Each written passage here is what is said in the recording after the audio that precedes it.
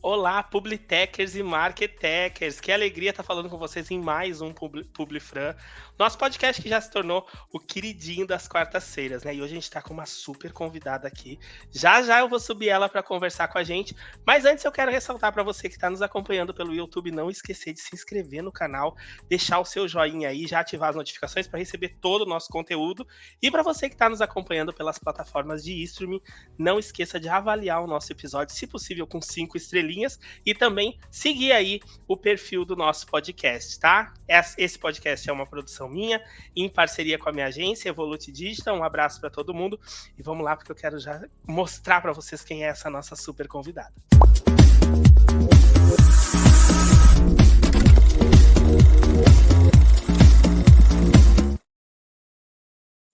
Então, como eu falei para vocês, hoje nós vamos explorar temas fundamentais da atualidade, descobrindo como ampliar vozes, né, e o papel da comunicação na promoção da diversidade racial. No episódio de hoje, estamos honrados em receber uma convidada especialista na área. Nossa convidada é graduada em Relações Públicas pela Universidade Federal do Rio Grande do Sul, com ampla experiência nas áreas de atendimento publicitário, planejamento, endomarketing, mídias sociais e branding.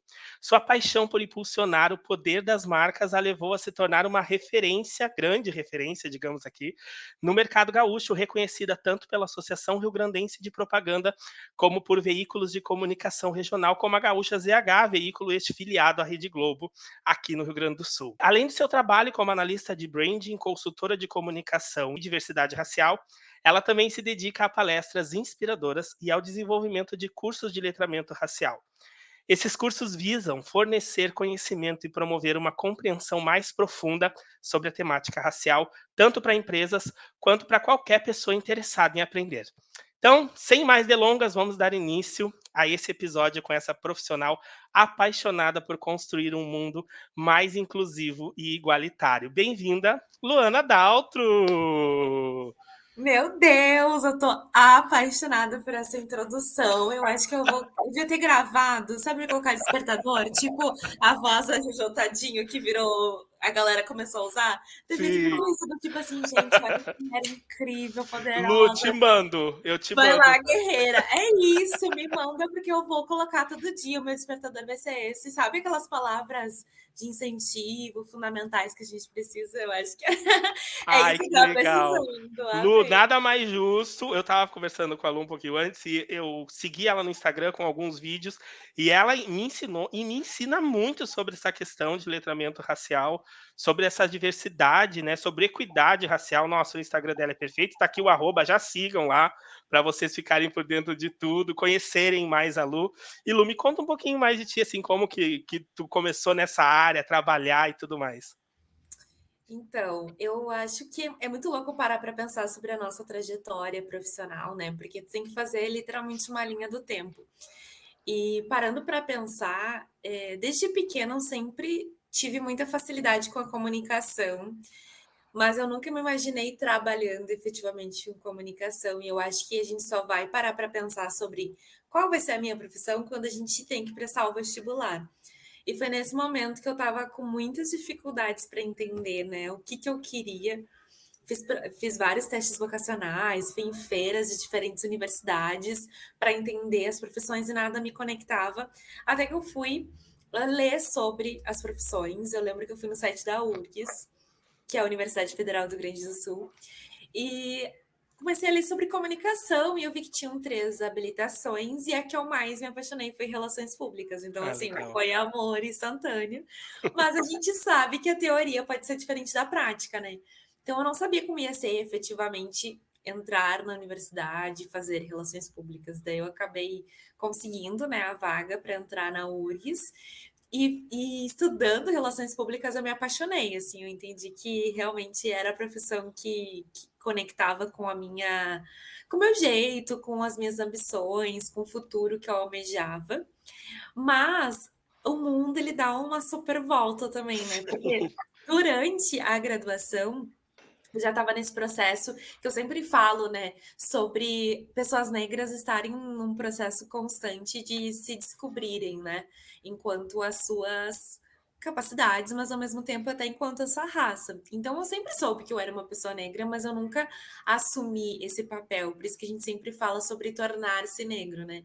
E a faculdade foi um momento em que eu me descobri negra, eu comecei a ler sobre questões raciais, fui começar a participar de conversas dentro da universidade com outras pessoas, inclusive na época eu estava passando pela transição capilar, que é um processo de parar, né, de usar qualquer tipo de produto químico para deixar o cabelo natural. E eu lembro que várias outras colegas negras também estavam passando por esse processo. E a gente começou a trocar sobre isso, sobre essas vivências, sobre essas dores. E foi nesse momento que eu disse assim, cara, é um tema que me aflora muito, acho que eu preciso estudar mais sobre isso. E eu decidi fazer uma TCC sobre a transição capilar da mulher negra e como a mídia retratava isso. Então, a moral da história é que durante esse processo que eu me apaixonei por relações públicas, eu também comecei a me conectar muito com diversidade, assim, né? E como eu poderia, de alguma forma, passar o conhecimento que eu estava adquirindo para frente. Então, eu acho que foi um pouco desse processo, assim, inicial de cara, são 2 profissões ou 2 áreas que eu amo, que eu quero cada vez mais construir um pouco dessa minha trajetória. E aí, do lado de relações públicas, como tu bem disseste na introdução, eu fui para várias áreas, então, assim, trabalhei com para saber, assim, eu gosto disso aqui, eu não gosto disso aqui. Então, Perfeito. com tudo, atendimento, com endomarketing, uma parte até de eventos que foi muito mais numa época de voluntariado que eu fiz, que eu sempre recomendo muito, quando pessoas, né, que estão na universidade me questionam, né, sobre: "Ah, quais seriam as dicas?", eu: "Cara, faz voluntariado", porque às vezes a gente não dá valor para voluntariado, achando que, enfim, não tem tanto que o tu não tem algo que possa te agregar, e na Exato. verdade tem muito, assim. Então, enfim, eu tive a oportunidade de ir em voluntariados, inclusive na própria universidade, mas fora dela também, de me experienciar como relações públicas, e aí, nessa parte de eventos, eu vi que realmente não é o meu forte, assim. Eu vou lá, eu vou fazer, eu vou dar meu nome, mas, assim, não é o que eu vou brilhar o meu olho, assim. Então eu fui indo muito por essa construção. Trabalhei em agência, que era uma vontade que eu tinha de entender, né, essa construção, muito numa linha mais até publicitária, a gente pode dizer, mas eu gostei muito. Daí fui para cliente, daí comecei a trabalhar aí já muito mais focada para branding mesmo, porque se a gente for parar para pensar, todas as atividades que a gente vai desempenhando, ela sempre tem a marca ali ancorada no final do dia, mesmo que seja uma comunicação interna ou externa, né. E ali Sim, eu comecei a construir um pouco mais essa visão mais holística de como a marca ela pode e ela deve ter uma estratégia bem fundamentada, e me apaixonei e fui trilhando a minha trajetória para este foco.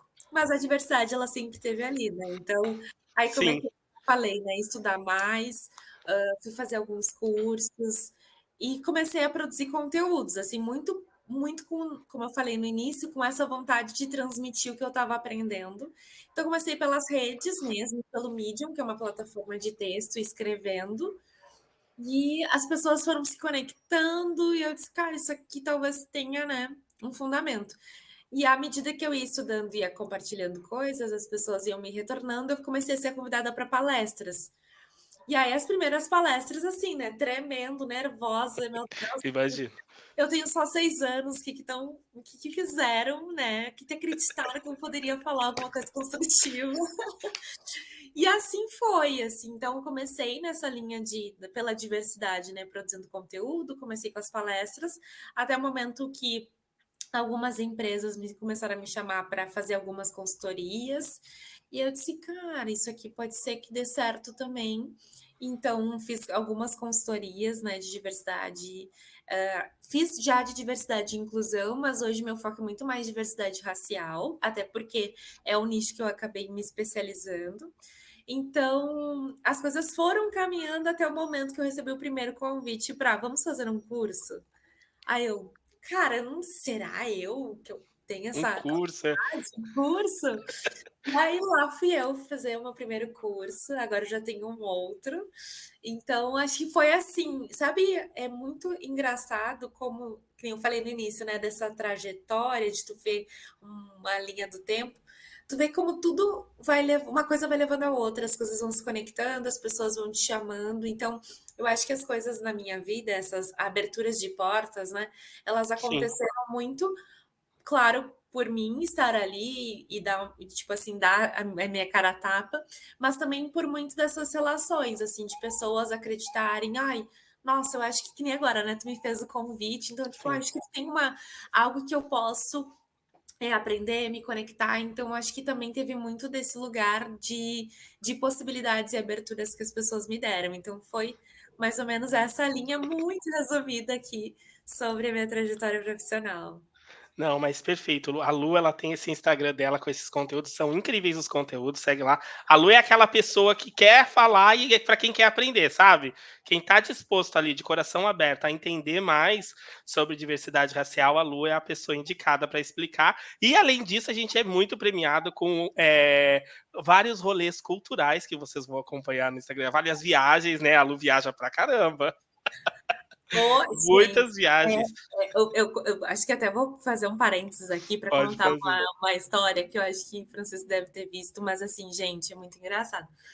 Porque eu me mudei para São Paulo, eu sou, né, gaúcha, devo ter já entregado pelo sotaque, mas eu me mudei para São Paulo. E aí, o meu, zelador do prédio onde eu tô morando, ele um dia falou assim para mim: "Não, porque eu ia receber uma entrega para ti e tudo mais", mas aí o menino disse assim: "Não, mas eu tô chamando no interfone, não só toca, toca, toca".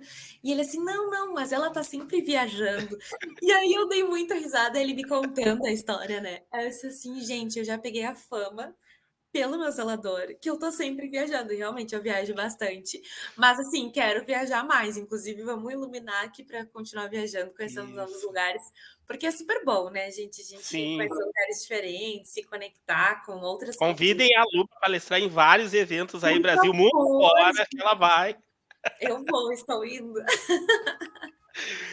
Lu, então já dando mais entrada, assim, no assunto, como vocês viram que a gente está falando bastante de diversidade racial, esse é um assunto principal hoje do podcast, a gente vai ver os principais desafios que as empresas enfrentam, né, hoje dentro para ter essa comunicação mais diversa, né, mais diversificada. E a gente vai mostrar como é importante ter esse diálogo sem preconceitos, né, então já se preparem aí para essa conversa que vai ser cheia de insights e reflexões, né. E Lu, já para dar início, quais são na tua visão, assim, quais são os principais desafios que as empresas enfrentam hoje ao lidar com a diversidade racial, né? E como que tu pensa que esses desafios podem ser sanados? Vamos por parte. Primeiro, quais os desafios tu acha que as Boa. empresas mais enfrentam, assim? Eu acho que o primeiro, e eu sempre falo, sempre que me chamam para palestra, para consultoria, eu sempre tento tranquilizar muito, assim, as pessoas que normalmente são mais RHs, de que tá todo mundo na mesma página. Então, assim, a gente avançou muito e eu sempre coloco o marco de 2020 como um ano em que efetivamente a gente construiu muito e avançou muito sobre essas questões envolvendo raça nas organizações, mas a gente ainda tem um longo caminho. E normalmente quando me chamam, eu percebo que são as mesmas dores em todas as empresas. Então, assim, mudando uma ou outra coisa, depende também muito do tamanho, mas é muito do tipo, por onde eu começo? Então, eu sempre falo, e aí, por conta, né, dessa construção até do letramento racial, que é quase como se a gente estivesse se alfabetizando, quando a gente está falando sobre questões raciais. Então, eu sinto que é como se a gente estivesse lá no jardim de infância, tendo que ensinar literalmente o beabá, e aí entrando, né, pro colégio, ali para a primeira série, que é onde tu começa a ler e a Sim, falar de uma forma um pouco mais estruturada, né? Então, é muito esse lugar. Então, as empresas começam nesse lugar de eu não sei nada, é o ponto zero, vamos precisar de uma alfabetização geral. Porque as pessoas, e aí a gente estava até falando antes nos bastidores, né? As pessoas, por mais que elas tenham a noção de que existe o racismo, embora a gente tenha dados, né, de eu sei que existe racismo, mas eu não sou racista, sim, a gente ainda vive um limbo muito grande de como eu conecto a informação, ou seja, a realidade de saber que sim, existe o racismo, com a informação de como eu desmistifico, como eu trabalho isso, como eu evoluo. Então, a gente tem muito essa necessidade de fazer um letramento racial nas pessoas, então de dar um panorama geral dos principais temas ou principais gaps.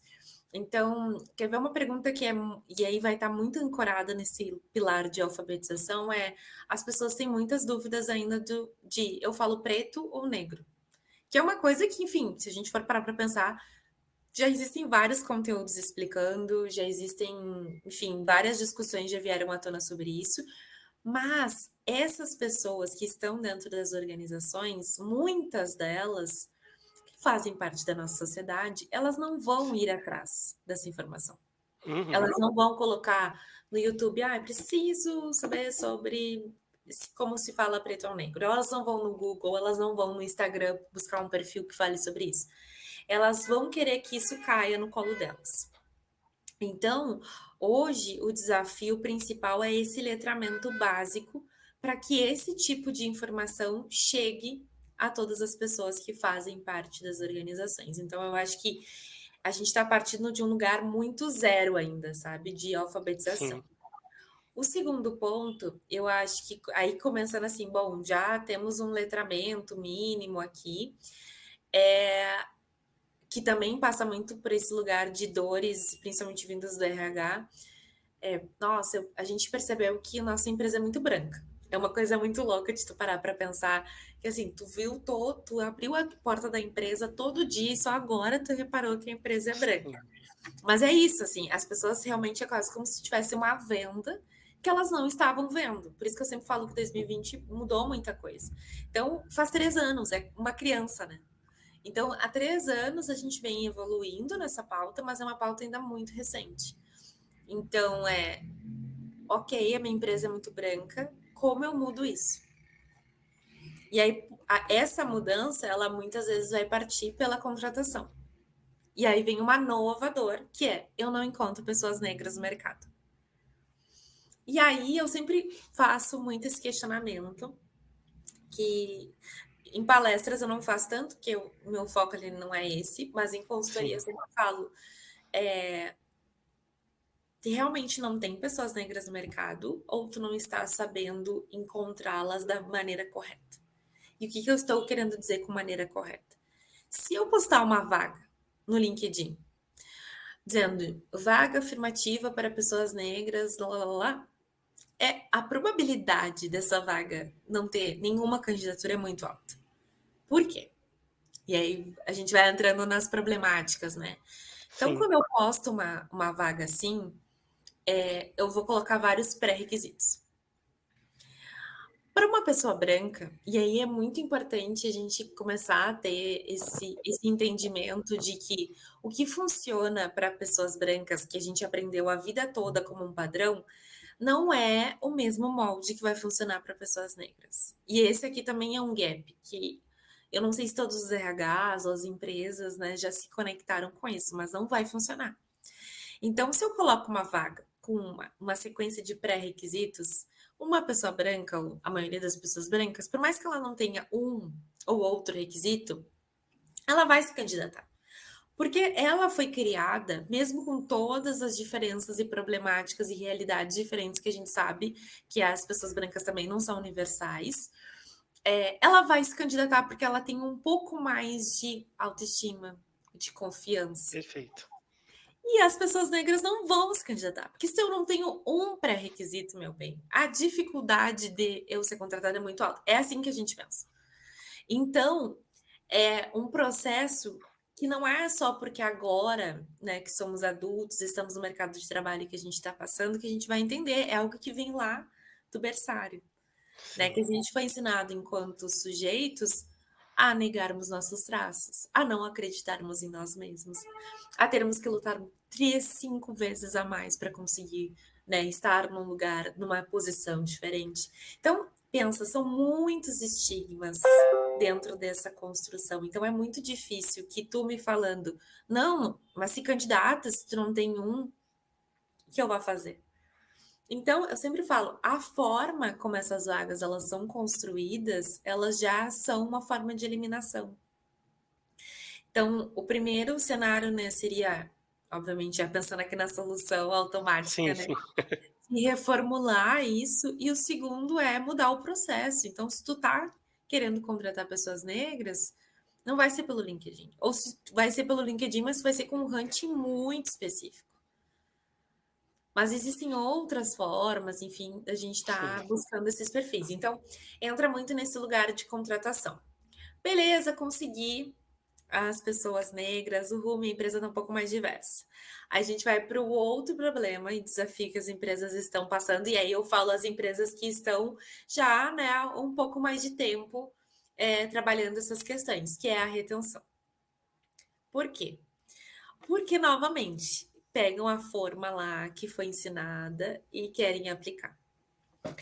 E aí, aqui, a gente tem várias problemáticas na retenção, tá? A primeira delas é das pessoas negras não se sentirem representadas dentro dessas organizações, porque elas ou não se veem, ou são pautas, enfim, que a gente precisa também mudar um pouco a ótica do trabalho, né? O trabalho, ele não é mais só o trabalho.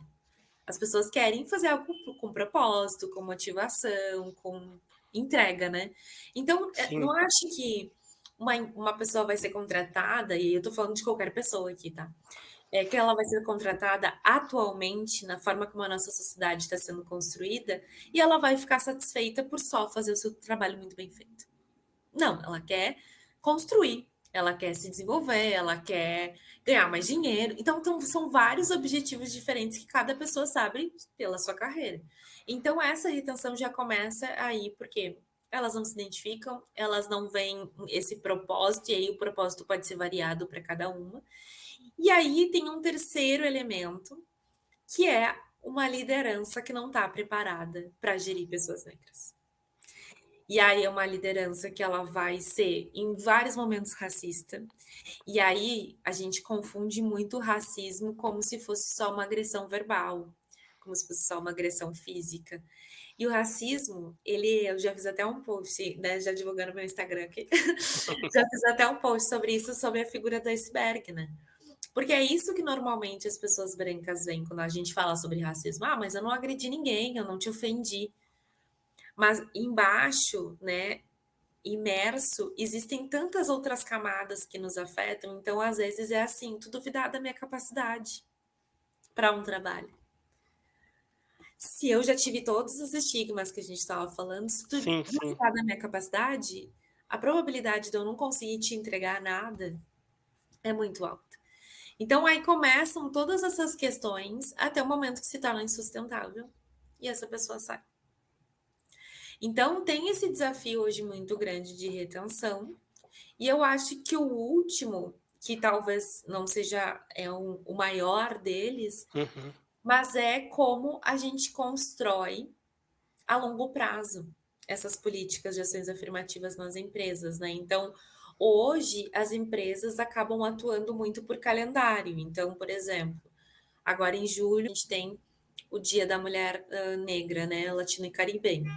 Então, muitas organizações vão estar desenvolvendo algumas pautas. Em junho, a gente teve o mês do orgulho LGBT. Em março, a gente teve o mês das mulheres.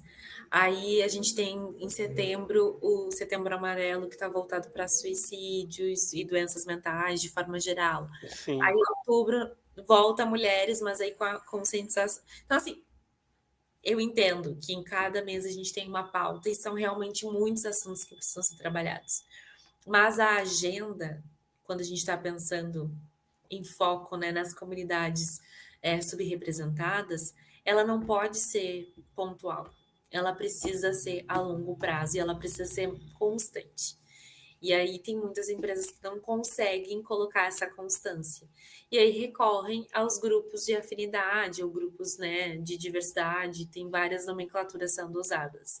Só que esses grupos não são remunerados, são pessoas que trabalham naquela organização e dedicam o seu tempo voluntariamente para aquela ação, para conseguirem sustentar, e nem sempre elas conseguem dar vazão. Então, assim, são várias problemáticas que também precisam ser pensadas numa estrutura de planejamento a longo prazo, com metas, né, com um time dedicado. Então, assim, são alguns desafios hoje que a gente tem visto quando a gente está falando sobre essa pauta de diversidade de modo geral, mas aqui, né, trouxe muitos pilares focados na questão racial mesmo.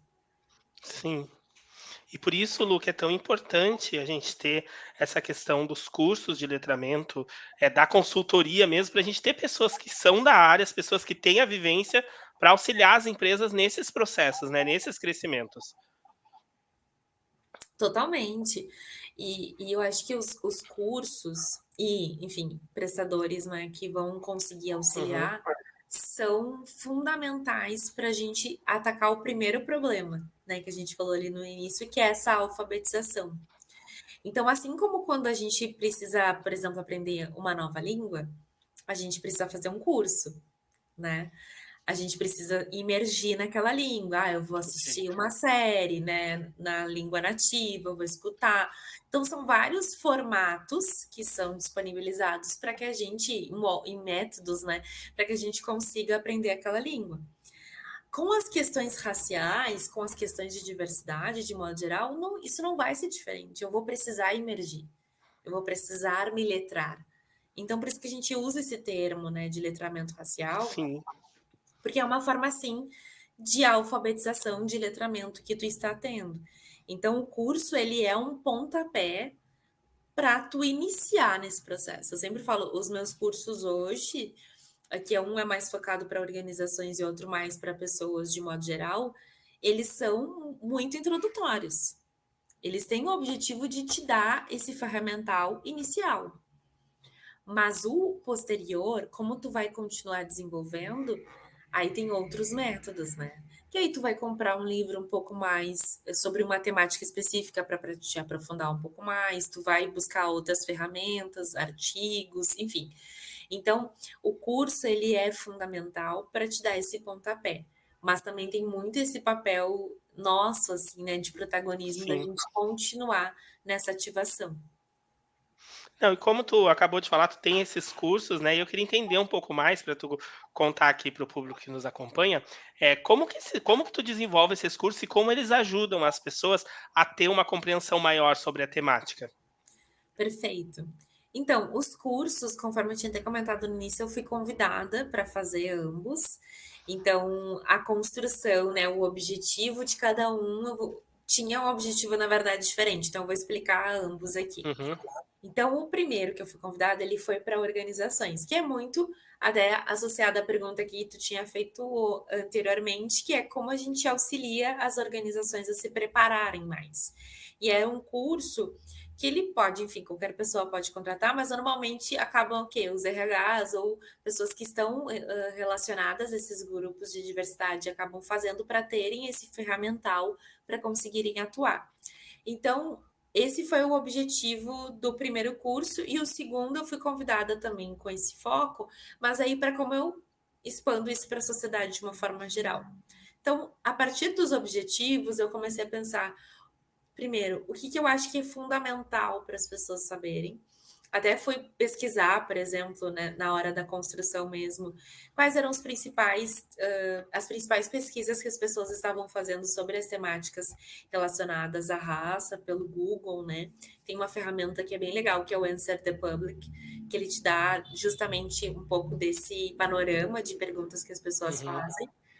E também perguntei, enfim, nas redes mesmo, né? Porque eu acho que nada melhor do que as pessoas que também estão ali no dia a dia para te darem um pouco desse suporte. Então aí eu fiz uma construção que para mim ela é muito importante, que é contextualizar para depois ir para o prático. Então eu queria muito voltar, né, para o período da escravização de pessoas negras no Brasil, para a gente situar esse ponto de partida, porque na escola a gente aprendeu que o período escravocrata ele foi um período muito difícil, mas não foi dados os nomes, né? Esses nomes não foram dados. A construção dessa narrativa de que, por exemplo, a princesa Isabel acordou um belo dia e disse: Nossa, nosso país ele vive com escravizados, precisamos libertar. Não foi assim, né? Não. Então, várias coisas foram contadas para gente de uma forma equivocada. E como a gente estava falando antes, né, a gente sabe que não é todo mundo que tem acesso ou vai buscar essa informação para entender essa origem e principalmente a necessidade de ainda em 2023 a gente precisar falar sobre racismo e questões raciais de modo geral. Então, eu gosto de trazer e queria trazer, né, esse panorama de contexto histórico para a gente situar e colocar todo mundo na mesma página. Bom, se essa foi a história que te contaram, então eu vou te contar ela como realmente aconteceu. Eu trago um pouco desse panorama histórico, que eu acho que ele é fundamental. E aí a gente tem uma outra problemática que é oriunda, né, desse período de escravização, que foi a miscigenação, né? A miscigenação, ela foi um projeto que também a gente não conta isso, a gente fala, nossa, que lindo país miscigenado, mas foi um projeto de governo. Só que a miscigenação, ela fez com que a gente tenha um problema hoje ainda muito grave, que a gente não trata esse problema, aliás, não trata essa temática como um problema, mas para mim é um problema, que é a autodeclaração racial. Então, as pessoas têm muita dificuldade de se autodeclarar racialmente.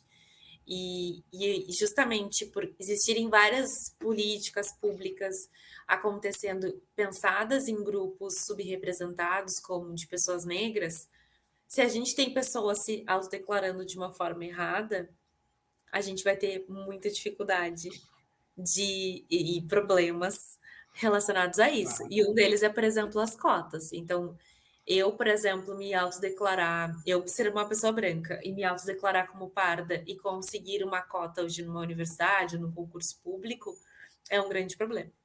Então, é esse processo de autodeclaração, e tem muita gente que faz errado por não ter o conhecimento, não estou falando daqueles que fazem levianamente, tá? Mas tem muita gente que realmente não sabe se autodeclarar. Então, o curso tem esse objetivo também de trazer essa autodeclaração. Então, a gente falar sobre identidade, que é uma coisa que eu nunca vi em nenhum outro, porque eu também fui buscar referências de cursos Sim, raciais sim. que estavam, né, sendo feitos até para não fazer algo igual, que também acho que não é esse o objetivo, né? Se já tem um curso que vai falar sobre várias outras temáticas, é mais fácil, enfim, contratar aquele determinado curso. Então eu senti falta de ter esse pilar de autodeclaração, que eu nunca vi em nenhum outro curso, de repente agora até já deva ter, e o outro pilar de identidade, que é justamente esse processo de construção, né, da identidade negra, e também da identidade branca, que a gente vai falar sobre branquitude. Então, eu trago esses dois processos, e depois disso, ainda falo sobre colorismo, que também vai estar um pouco, né, atrelado aí às questões dessa autodeclaração. E por último, assim, trago a parte prática. Então, ok, aqui foi bem teórico, bem introdutório, a gente fala sobre essas principais temáticas, também falo, trago alguns conceitos também que eu acabei não falando, mas, por exemplo, o que é racismo, o que é raça, enfim, esses Uhum. principais conceitos, depois entro na prática. Então, como ser uma pessoa antirracista, né? Então, é um pouco desse panorama aí para as organizações, é como, né, ser uma organização antirracista, como tornar algumas ações mais práticas. Então, foi um pouco desse cenário. E aí, o objetivo é justamente isso, né? A gente desmistificar as questões raciais da forma como elas são contadas no senso comum. Então, como eu falei antes, né, na escola a gente aprendeu de uma forma errônea, no dia a dia a gente está sempre verbalizando algum racismo linguístico, a gente não pensa sobre essas questões, então como a gente desmistifica isso para tornar, né, essas ações práticas no nosso dia a dia? Então foi um pouco desse racional, assim. Não, e como é importante, a gente entender mais sobre toda a questão do racismo e entender eu me tornando repetitivo, como é importante a gente falar quando a gente vê alguma situação ou vê alguma piada, mesmo estando só entre pessoas brancas. Né, quando a Exatamente. gente vê, nota, isso tudo eu aprendi com a Lu, viu, gente? Não tô falando bobagem aqui, porque ela é a professora. Se eu estiver falando qualquer coisa, ela já vai me dizer: não, não é isso aí, não, você tá ficando louco. Mas realmente é importante como muda na gente, porque a gente começa aos poucos a mudar e a gente começa a ver nas outras pessoas não só a questão do racismo, mas essa coisa da pessoa nem saber tá falando alguma coisa, como a gente estava falando no bastidor, a questão, o samba do crioulo doido, eu tenho pela na cozinha, coisas assim que, principalmente aqui no estado do Rio Grande do Sul, são coisas naturalizadas e que a gente vai vendo que estão erradas, que é o racismo. E a gente precisa ir aos poucos desconstruindo isso na gente, para a gente não repetir essas brincadeiras, esse humor que não tem nada de humor, e trabalhar cada vez mais na nossa mente para a gente dizer: "Nossa, não, para que tu falou essa brincadeira? Nossa, sem graça isso aí que tu falou, tem nada a ver, isso é racismo", chamar atenção. Se torna um pouco chato, às vezes, para as pessoas que estão ali, mas não é chato para a gente, não é chato para o que a gente quer se transformar, não somente como pessoa, mas como empresa também. E muito do que a Lu falou é a pura verdade. Eu não tenho uma vivência muito grande com diversidade racial, mas eu tenho muito da diversidade da comunidade LGBTQIAPN+, e a gente vê como é difícil. As empresas, elas querem colocar mais pessoas, mas elas não trabalham quem já está na empresa, quem já é colaborador, sabe? Aí a pessoa chega lá, a pessoa fica totalmente deslocada, surgem piadinhas como, ai, nossa, a pessoa tá com a voz um pouco mais grossa numa reunião, nossa, tô com uma voz de traveco hoje.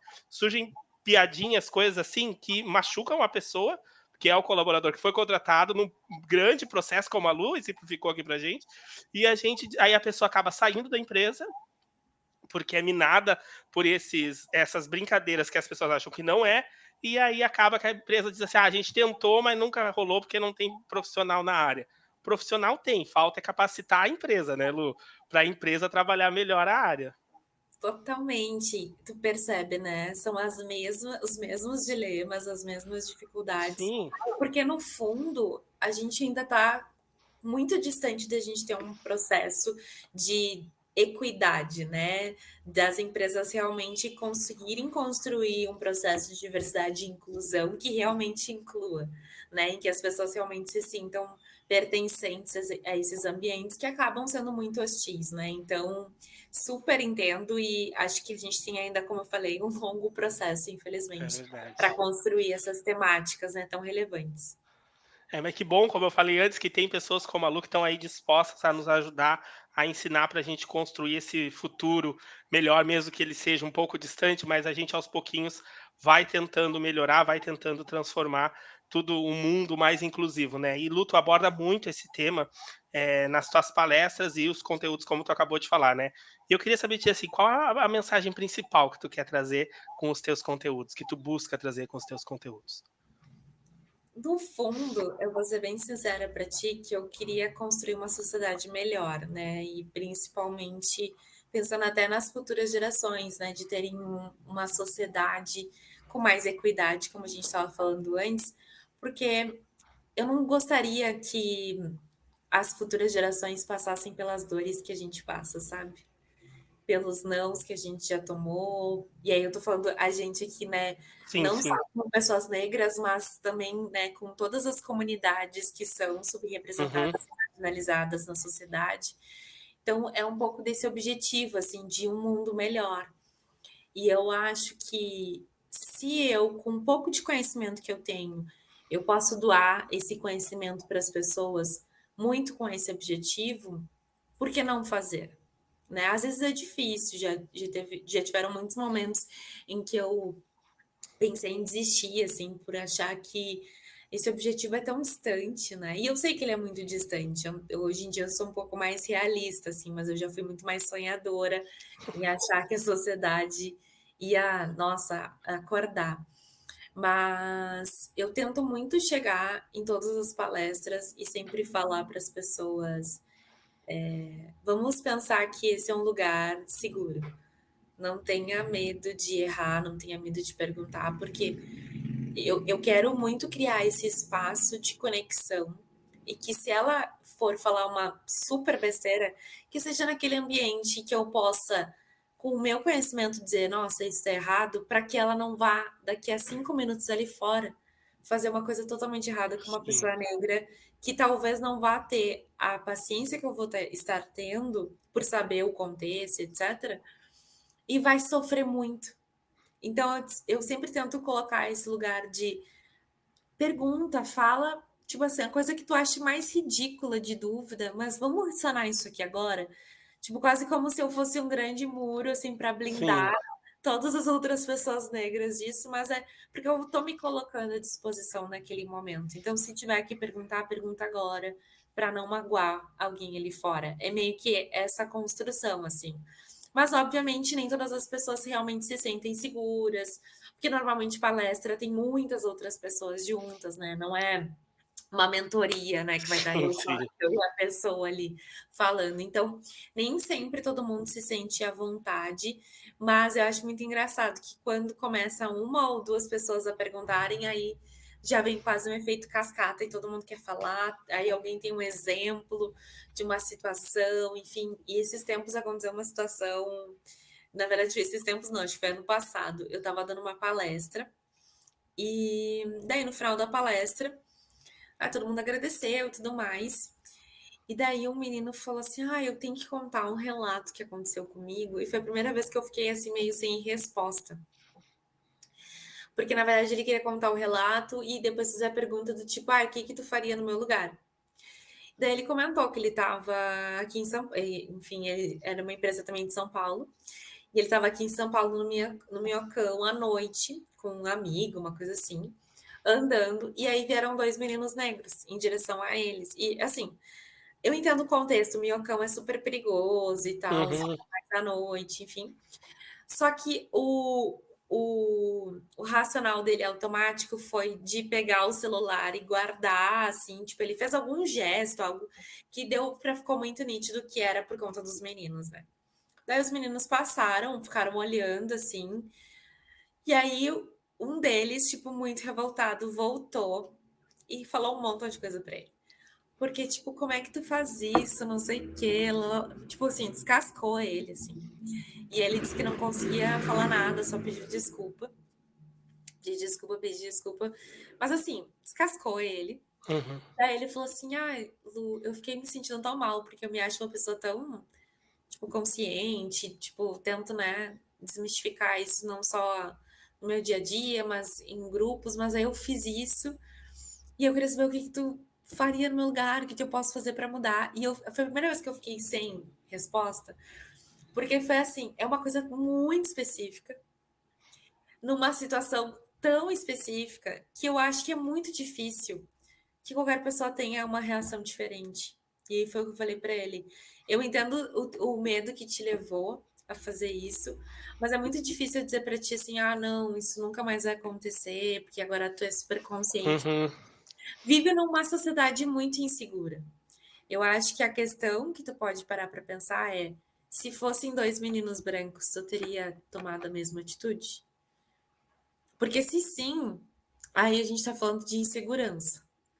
Mas se não, e aí, obviamente, no teu inconsciente, contigo mesmo, tu vai entender isso, né? Mas se não, aí tem uma questão realmente de racismo que tu precisa trabalhar. Então, às vezes, tu também é pego numas situações assim que e se torna muito Sim, difícil de tu dar uma resposta, né?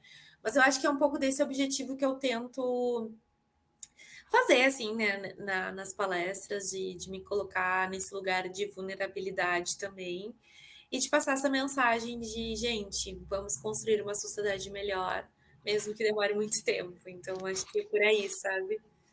não, e muito legal que a Lu, ela sempre traz ensinamentos pra gente, e foi com ela que eu aprendi a questão de olhar mais para dentro da minha bolha social e ver quantas pessoas negras eu tinha na minha bolha. Se eu queria consumir mais conteúdo de pessoas negras, quantas pessoas negras eu estava seguindo ou não seguia, sabe? Tudo isso e foi coisas que foi me dando os estados na cabeça. Gente, como assim? Como que eu nunca pensei nisso? Como que eu nunca vi nisso? E agora, hoje é muito mais fácil para mim tomar todo um cuidado para tentar ser o máximo antirracista possível com essas dicas que a Lu traz. Por isso que eu digo para vocês, sigam a Lu lá no Instagram, consumam o conteúdo dela, se inscrevam no se inscrevam, botar assim, né, se Canal. inscrevam aqui, se inscrevam nos cursos dela, quando ela disponibilizar os links lá e tal, porque, gente, é muito importante a gente aprender mais, ainda mais para nós, digo nós, publicitários, pessoas que trabalham na área de comunicação, muita gente que acompanha o podcast é da área de comunicação, então a gente precisa ter essa linguagem mais diversificada o possível para a gente tentar ao máximo driblar o racismo nas nossas ações. E já entrando nesse assunto de ações de marketing e tal, Lu, na tua visão, como que a comunicação e o branding pode desempenhar um papel importante nessa promoção da diversidade racial? Eu acho que quando a gente pensa, né, em lembrar, né, o princípio central de que marcas são pessoas, a gente precisa sempre lembrar que essas estratégias de comunicação em si, enfim, de uma marca propriamente dita, sempre vão estar pensando em pessoas, né. No final do dia a gente está entregando um produto ou um serviço para as pessoas. Então é como a gente traz a questão racial para esse centro das nossas decisões e estratégias.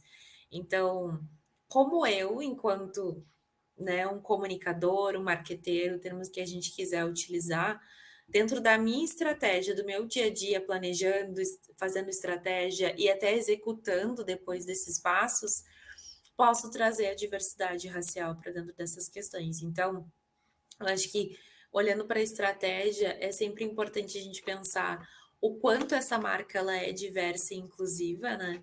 E se ela não é, como eu posso realmente transformar ela? Então, pensar em ações práticas que vão estar ancoradas ali no pilar interno para depois a gente passar para o externo, então, para comunicar isso para o público externo.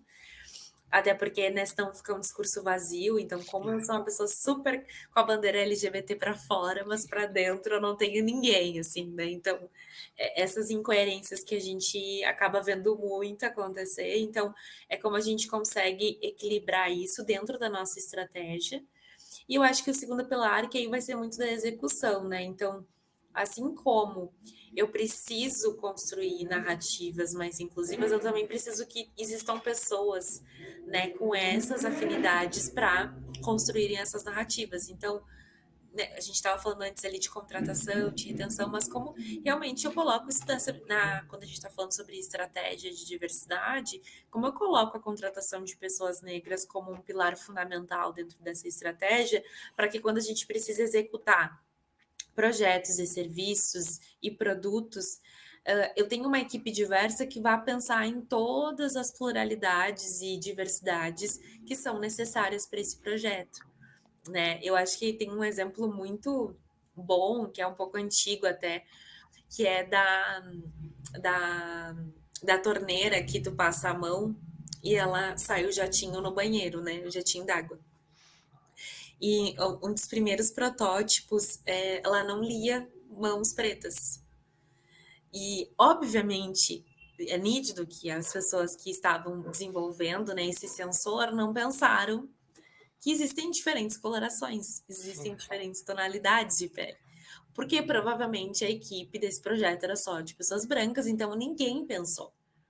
Então, são esses exemplos de situações que já ocorreram que nos fazem pensar e são até uma chancela da importância da gente ter equipes diversas. Então, para construir esses produtos e serviços mais inclusivos e a gente externalizar isso de uma forma mais eficiente. Então, a partir do momento que eu vou comunicar isso para fora, vai ser com muito mais. eh, Acho que verdade mesmo, sabe. Acho que essa estratégia ela tá funcionando, porque eu realmente tenho, né, no meu bastidor uma equipe que é diversa e que tá pensando em ações que vão ser diversas para esse público também. Então eu acho que, são esses passos, assim, que quando a gente tá, enfim, construindo marcas, tá pensando em estratégia, que a gente acaba esquecendo. Porque tem tantos outros sim. desses pilares, quando a gente tá falando sobre estratégia de marca, que ninguém acaba apontando: "Bah, e a galera da diversidade aqui?", né. Então eu acho que seriam esses os passos centrais, assim, para Sim. ter esse desenvolvimento, sabe. Não, vocês podem ver que realmente foi uma verdadeira aula o episódio de hoje com a Lu aqui. Foi incrível o nosso bate-papo. Eu já quero me encaminhar mais para o final e dar o espaço para a Lu fazer as considerações finais dela, as últimas mensagens, mas já quero muito agradecer a toda a nossa audiência, a Lu por ter participado. E aproveita, se você conhece alguém que precisa saber mais do assunto ou se interessar, manda para a tua equipe de RH, já compartilha o link desse podcast lá para as pessoas ficarem por dentro, compartilha o link da Lu para as pessoas seguirem ela, contratarem para consultoria. E Lu, vou deixar esse momento agora contigo. Ai, primeiro eu queria agradecer muito o convite, Francisco, acho que foi um papo super leve, voou o Sim, tempo, é e eu verdade. acho que é muito necessário, assim, né, quando a gente está falando sobre diversidade, e aqui especificamente diversidade racial, é muito importante que a gente tenha espaços para trazer essa pauta para o centro, né, porque infelizmente a gente ainda tem esse processo ainda um pouco longo para ser feito, mas eu achei super enriquecedor esse momento, agradeço o convite, a disponibilidade. Vou querer o meu áudio, sim, do início Vou para mandar. colocar de despertador. E também acho que como o Francisco falou ao longo, né, de todo o podcast, gente, existem alguns canais que vocês podem me encontrar, então o Instagram é um dos principais, mas se também quiserem meu e-mail para trocar em algum assunto específico, no meu link da bio do Instagram, mas que depois eu também posso passar aqui para o Francisco, tem, né, o meu Linktree com todos os projetos, cursos, matérias, Perfeito. enfim, que vocês conseguem acessar e saber um pouquinho mais, né, da forma como eu conduzo essa temática. Espero que tenha sido proveitoso e que seja só o início, né, gente? Porque, como eu comentei, são esses momentos em que nos dão esse start para a gente começar essa discussão, mas ela precisa ser uma discussão contínua. Então, muito, muito, muito obrigada pelo convite. E nos vemos, né, pelas redes, pelos caminhos. Sim, com Espero certeza. Gente, muito obrigado pela audiência de todos vocês, foi demais. Semana que vem a gente está de volta com mais um Publifran aí, não esqueça de se inscrever no canal, deixar o like, seguir nas plataformas. É tanta coisa de youtuber que eu até me perco, né. Isso que eu já tô há alguns episódios aí, essa vida de youtuber não é fácil. Gente, até semana que vem. Tchau, tchau. Tchau, gente.